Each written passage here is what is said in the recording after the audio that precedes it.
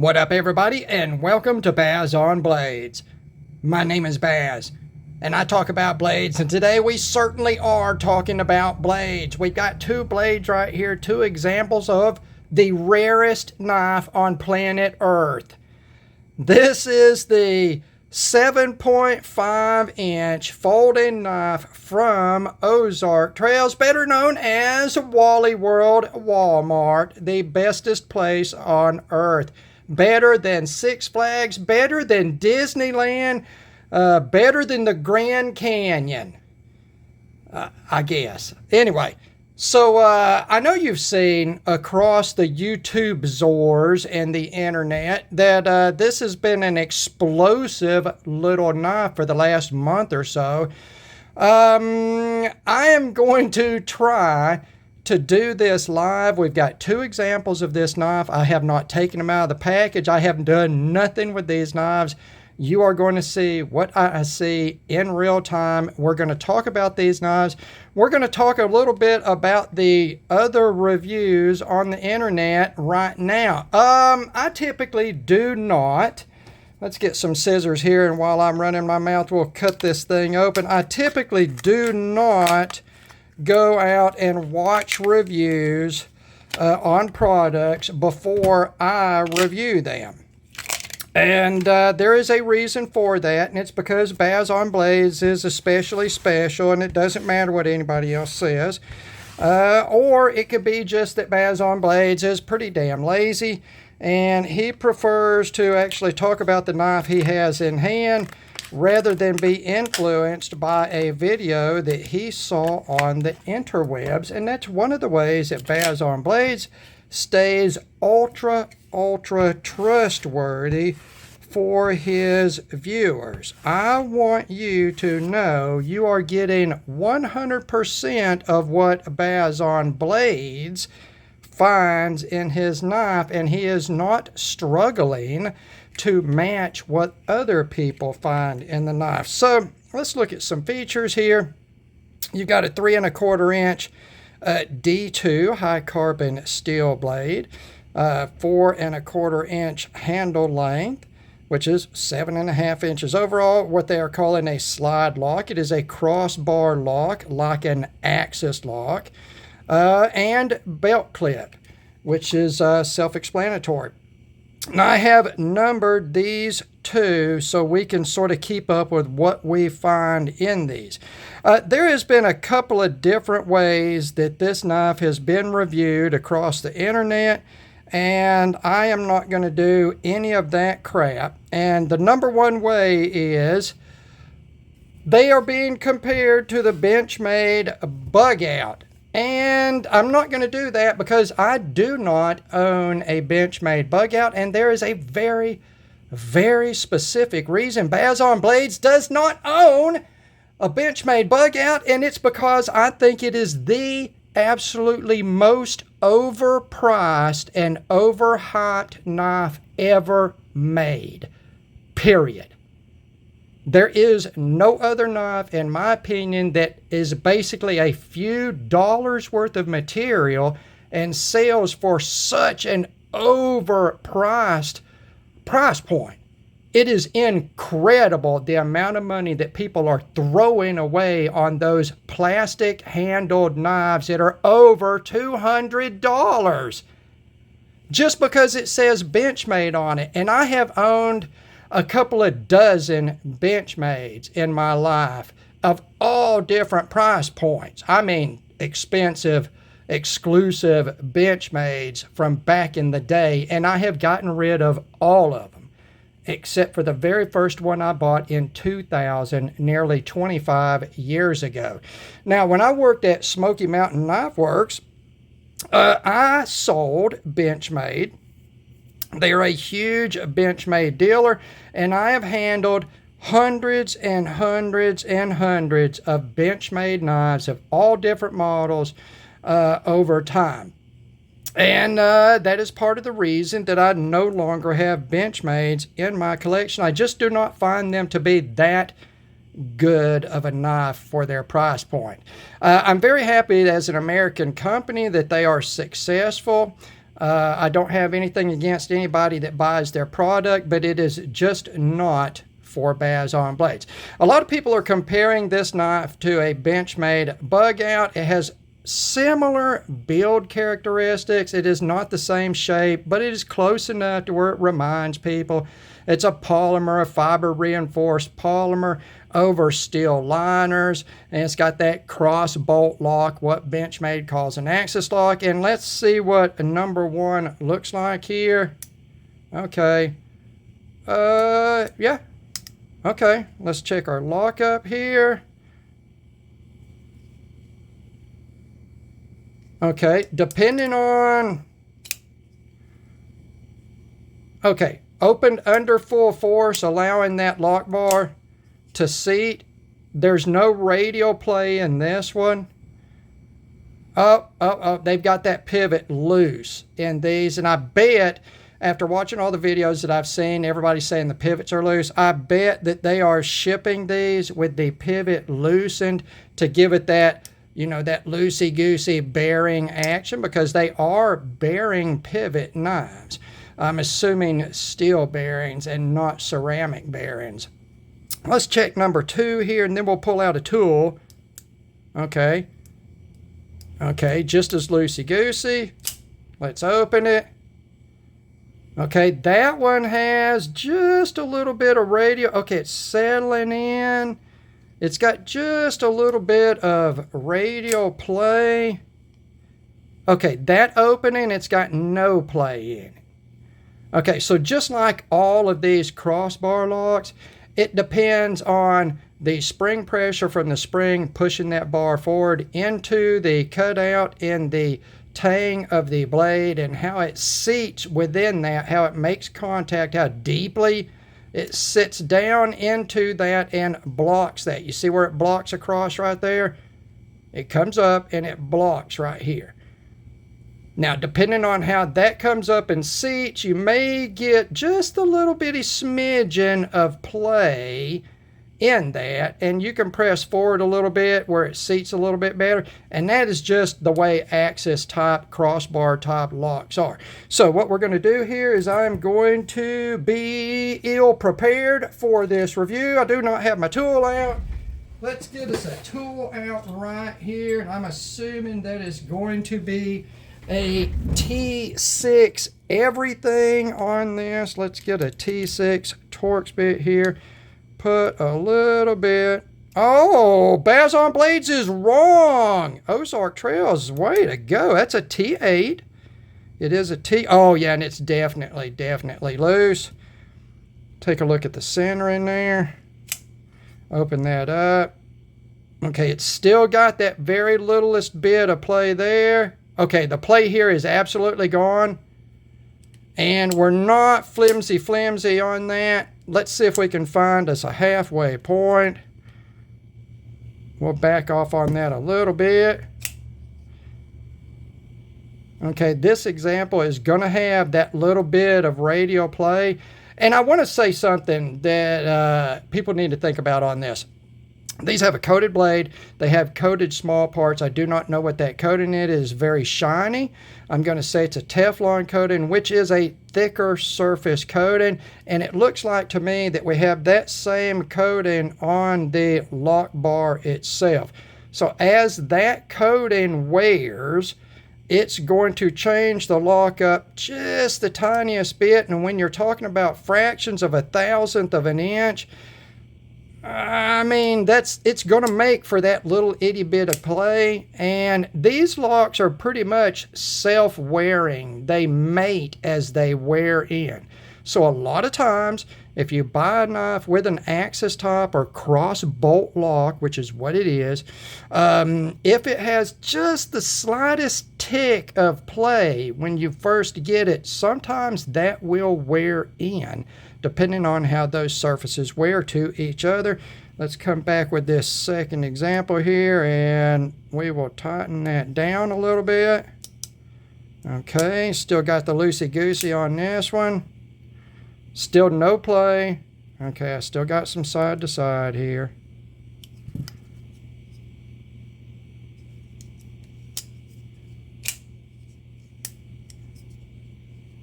This knife, the pivot is acting differently than the other knife.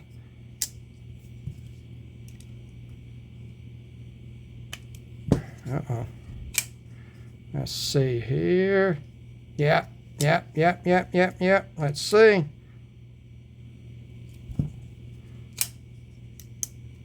This pivot is acting like it is thread locked. So let me back that off of camera real quick, see if I can break it loose. Okay, it did have some thread lock on it, it looks like. I'm going to bring that in and out. It's a very soft feeling thread locker. I'm going to work the threads just a little bit.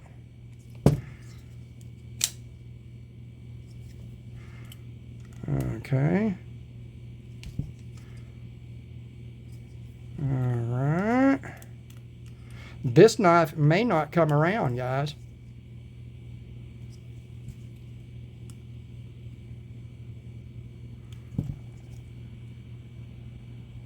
Okay, we're just about down to no lateral play at all in that. Still got decent swingy action there.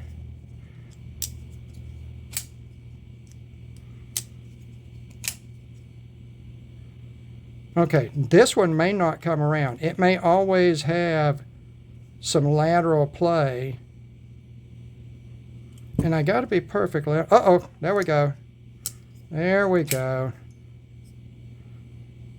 Okay, I'm just about down to just flexation right there. I'm not sure exactly what I'm feeling as I tighten that down. It may be some tolerance stacking in between the scales and the liners, and I'm tightening down through that without actually tightening the pivot itself too much, and I don't want to over tighten. Okay, so there's no play now. I'm to the point where I'm flexing the blade and flexing the handle right here. And yeah, we've lost our super duper slinky action there. Let's back it out just a touch. Okay.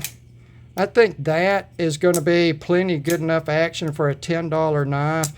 People are reviewing this and are talking about how good the action is and all of this and comparing it to the Bug Out and all these other bearing pivot knives. And I'm thinking to myself, it's still just a $10 knife. Okay? Now to Joe Blow and Mary Beth Everyday Girl, this may be a spectacular knife, but in the knife enthusiast world, this is a curiosity. A $10 cross bolt lock D2 bladed knife available at Walmart.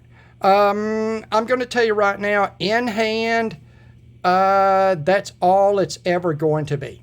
This is not a Benchmade Bug Out killer. Even though I do not like the Benchmade Bug Out, I will tell you right now, it is a better made knife. The tolerances are better, and I can feel that having handled thousands of knives in my life.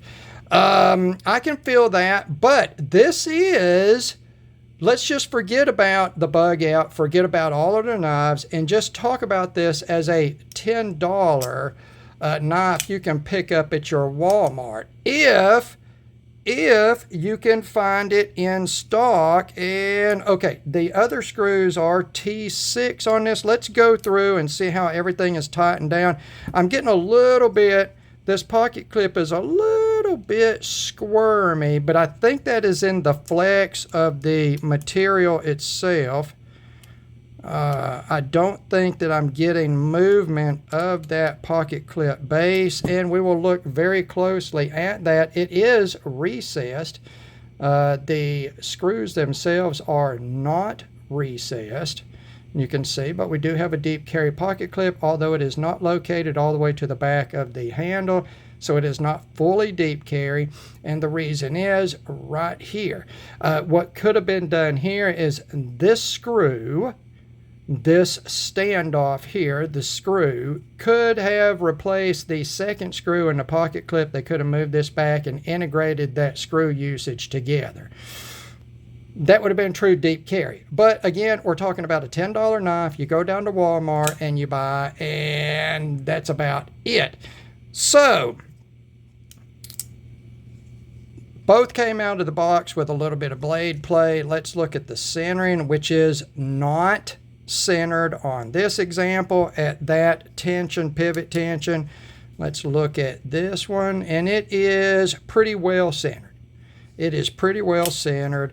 It is the one that had the least amount of lateral play, but it has just the tickety-tickest of the radial play. And if I put a little pressure up against that lock and move it, it'll help that lock seat a little bit better, simulating that wear-in characteristic. Now it's super duper solid. It's not doing anything. I'm putting enough pressure on it to actually flex the frame of this knife.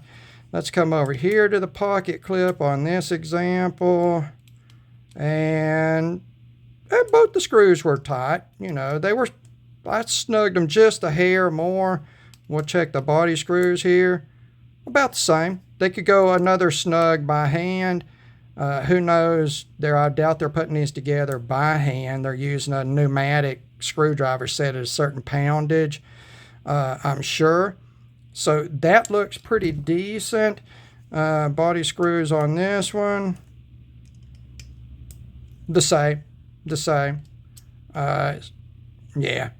I'd say that they were assembled using a pneumatic screwdriver set for a certain inch pounds. Let's take a look right here around. You can see these are full liners, unlike that other knife that uses partial liners that are recessed. These are not recessed, so this knife is slightly thicker than that other knife. It's at 520 thousandths of an inch thickness, I think is what I got on this. Let's go ahead and weigh this puppy right here. And we'll do grams first because that's what my scale comes up. It's 79 grams. And that's 2.79 ounces. That is featherweight.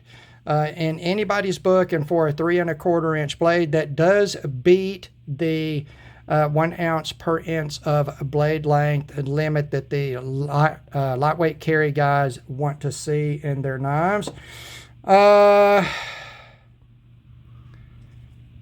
This is what I'm thinking so far. If you are looking for a secondary knife, a third tier knife, if you want to throw a knife in your glove box of the car, if you want to throw a knife in your toolbox, if you want to throw a knife in your tackle box, you want to, just have various utilitarian use knives secreted throughout your home. I have a couple of folding knives in a kitchen drawer. When I need to open something that takes more than a razor blade type of box knife, I'll grab one of those old beater knives. And they're just old Ganzos in 440C.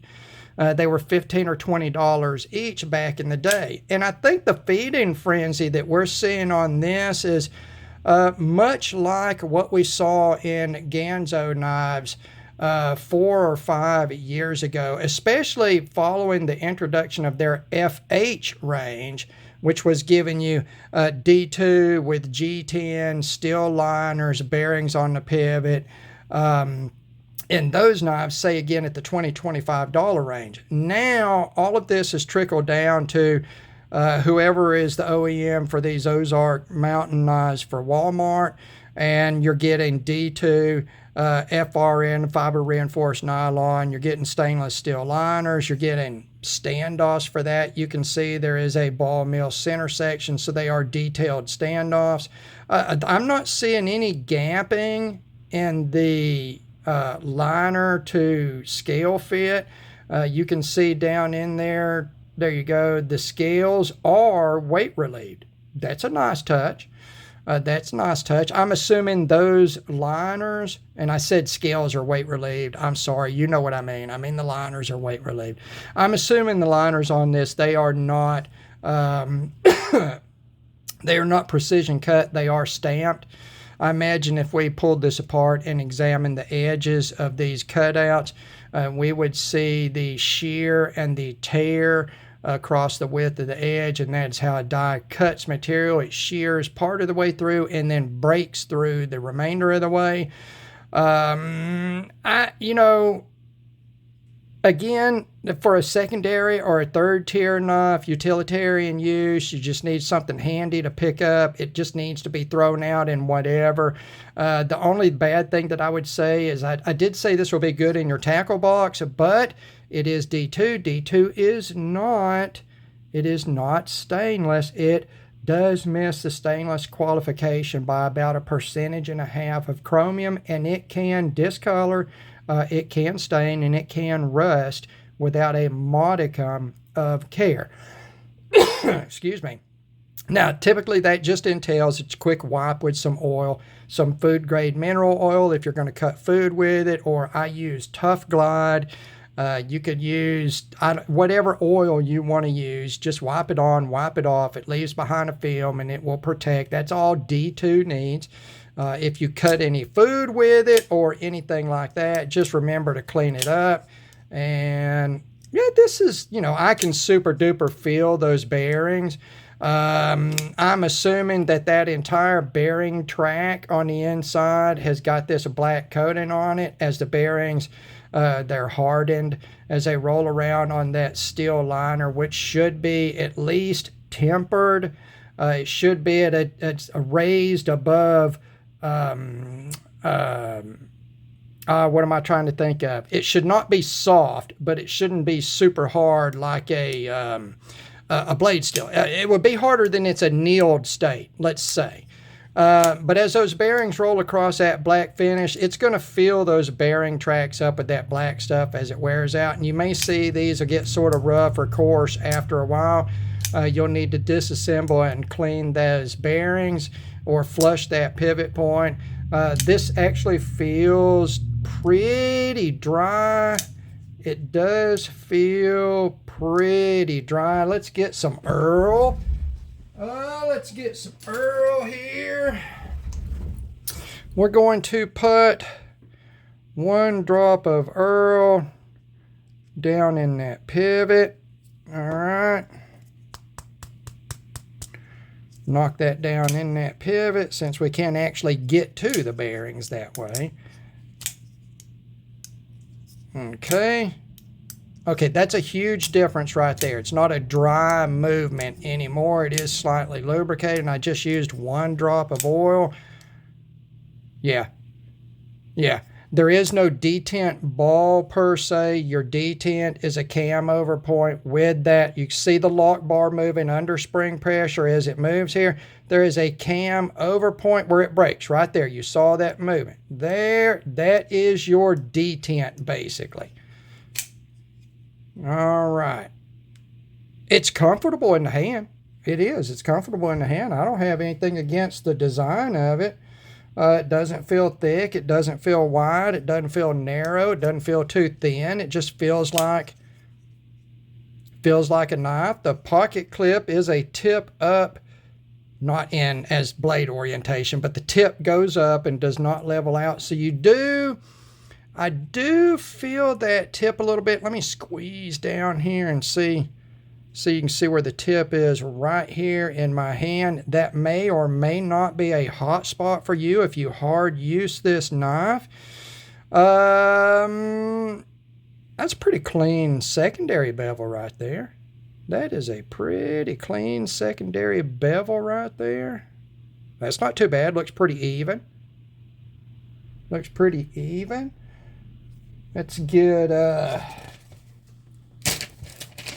get an old piece of paper out here. Oh, this is from where I did my Kershaw live wire and Hogue count. Oh, well. Okay.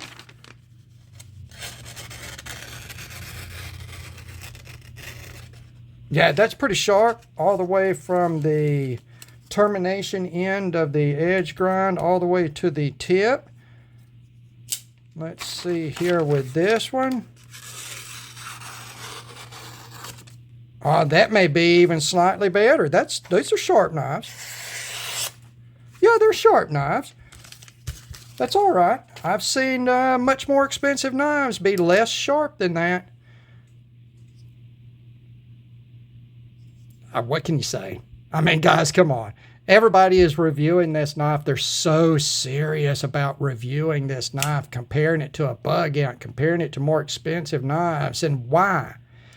Why do you need to compare a $10 knife to a $200 knife? Why do you feel a need to do that? It's not a $200 knife. It is a $10 knife that kind of looks like that other knife, and it's got a crossbar lock. But you know what? The patent ran out on that. Everybody's got a crossbar lock. They're calling it a different thing. What did we call it here? We called it a slide lock. Yeah, it slides, I guess. Of course, it does use, I'm assuming, Omega springs. I can see the tip of the spring right here, and that's going to be an Omega. It's a round circle spring, and then the tips point out on it, and that's how it hooks in.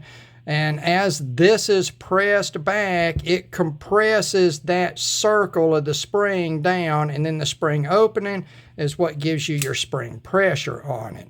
And it feels,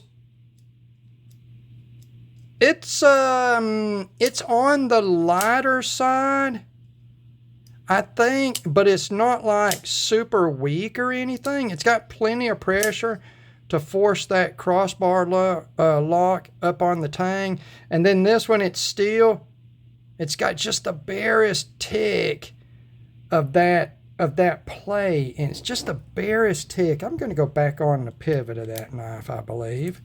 I'm going to tighten that pivot down just a snuggy bug a little more. Okay.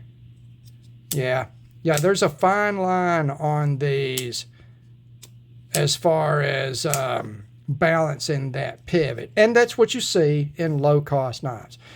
Who knows how flat these liners are? Who knows how flat these scales are?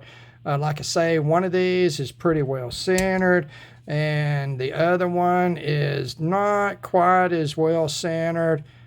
I don't know. Let's get the calipers of doom out here, and let's hit that blade stock thickness. What is that? 2.25 millimeters, and that is, there you go, 88 thousandths and 2.25 millimeters, right? Is that what I said? I thought I said 2.5. No, it's 2.25. I'm sorry. I'm all over the place with this. Because I didn't know how to approach these knives. I didn't want to approach them like they're a joke, and I don't want to approach them like they're competition for a $200 knife. I want just to, how is it for a $10 knife? And I think for a $10 knife, it's pretty damn decent. The scales feel like plastic because guess what? They are 110,000% plastic. I watched a review of this, and the guy was like, these scales feel so plastic. And I was thinking to myself, I'm watching them, I'm thinking to myself, what the fuck? They're plastic. They feel plastic. That's a negative. You know they're plastic. If you know it's plastic and then you act like it feeling like plastic is a negative, you are a moron. If you watch a knife review where a knife reviewer does that, do not watch any more of their reviews. They have no business reviewing knives. If you complain about plastic feeling like plastic, you are a moron. I'm sorry. Well, $10 knife, whatever. $10 knife, whatever. We're running out of time on this video. I cannot believe I have spoken for almost 30 minutes about these $10 knives. I think from what I've seen at Walmart so far, this is pretty decent for $10. I don't have any issue at all having something like this in a backup roll. I think even though the one lock has got just the slightest bit of radial play, I think that's probably going to wear in. I'm going to attribute that again to the coating on the crossbar itself. Got some jimping here. It's apparently there for looks only, and it does, whatever. This back here, that's a little bit better. That's a little bit better. I can get along with that in this knife. It's just it's lightweight. It's under 3 ounces. It just feels lightweight for its size, and it doesn't make me feel like I want to use this as a heavy use knife. But I mean, shit, $10. Come on. I mean, that's crazy. $10. 3 or 4 or 5 years ago, we were saying that Ganzos in almost the same exact material at $20 or $25 were the best deal on the market, and this is less than half. It's less than half. I mean, what's the difference between, like, one more thing and we'll close this out. 2 more things. Various people on the internet have hardness tested this D2. I've seen it a few different ones, and it's gone between 59 and 61. And that is generally what everybody is hardening D2 to. It doesn't matter if it's a Chinese-made knife, an American-made knife, a German-made knife. Everybody is taking D2 about 59, 61. Everybody's going to super thin edge grinds, and they don't want that D2 to get chippy on them, so they do not want to take it over 61. So I'm going to say well done on that. 59 to 61. The edges feel good. The bevels look good. So I don't have any issues with that. Let's close out with this. I will talk one more time about the Benchmade bug out, whatever the price that stupid ass knife costs now, let's say around $200 in FRN over partial stainless liners. Approximating the same stock thickness, but I think the base model of the Benchmade bug out is in S30V, which is an entry-level high-end steel. It is not a super high-end, super high-performance steel. It's a gateway steel into high-end steels. And it cost literally pennies more than D2. This is what people don't understand. They see knives with premium steels and they think those premium steels cost so much more than 440C or 9CR or 14C or whatever. And they really don't. When you buy steel by the bulk, in fact, I can go and buy steel for my shop, and I just did. I bought 6 feet of 154 cm for a batch of knives, and that 6 feet, okay, that will get me 11 knives, including loss of cutting. It was $49 shipped, $50 shipped. So we're going to get down to 11 knives on that. You can do the math. We're looking at $5 to $6, maybe $7 per blade blank for the steel. Beyond that, it takes the same equipment to grind it and shape it. It takes the same equipment to heat treat it. There is really no secondary cost on that steel other than extended steps of surface finish or something like that, coatings, whatever. If you get this knife in D2 with FRN, stainless liners, and bearings, which the bug out does not have, it is on phosphor bronze bushings, it would cost, basically, to blade this same exact knife in S30V, it would cost less than $10 more. That is the truth. You can go online and look up the price of steels. Go to Admiral Steel, go to New Jersey Steel Baron, go to one of the custom knife maker suppliers, Alpha or Pops or whoever it is you use, and price these steels. They don't cost hundreds of dollars per inch. There is no huge difference. You could literally manufacture this knife with S30V for $10 or $12 more. That's it. That's all I'm going to say about that. So there you go. The $10, what's the description again? Ozark Trail 7.5-inch folding knife. They're your special specky, selly deals there. I mean, you're looking at your packages, and let's get over here and take a look at that barcode. That's how you will find that product at Walmart. They are sold out everywhere. We got a box, a case of 6. The case count on these is 6. We got a case in. The young lady that runs sporting goods, I had already talked to her at work, and she got a hold of me as soon as they came in. I got these 2. She put the other 4 in the case, and within 2 or 3 days, they are gone. It is still going to be crazy selling, crazy, so they will be hard to get a hold of. Go online and order. Do a search across multiple stores. If you're in a Walmart, wherever you are, drop by the sporting goods department. See if you can see these. I think it is well worth $10. No, it is not a Benchmade bug out killer, but who cares, because that knife is crap. Overpriced crap that people, it's like buying a damn Glock.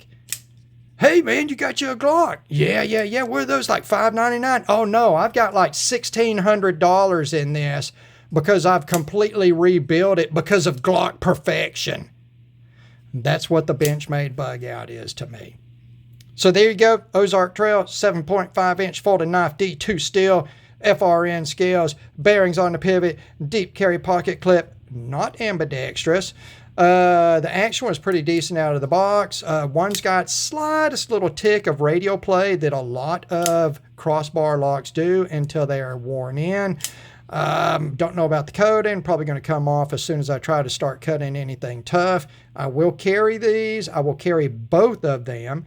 Let you know how they fare under normal use. I'm not going to go out and chop through a car door or cut down a tree or kill a bear with it. But I will use these normal EDC sort of tasks, and I'll let you know how they fare. As always, thank you very, very much for taking the time to watch one of my super duper long videos. God bless all of you, and we will talk to you again.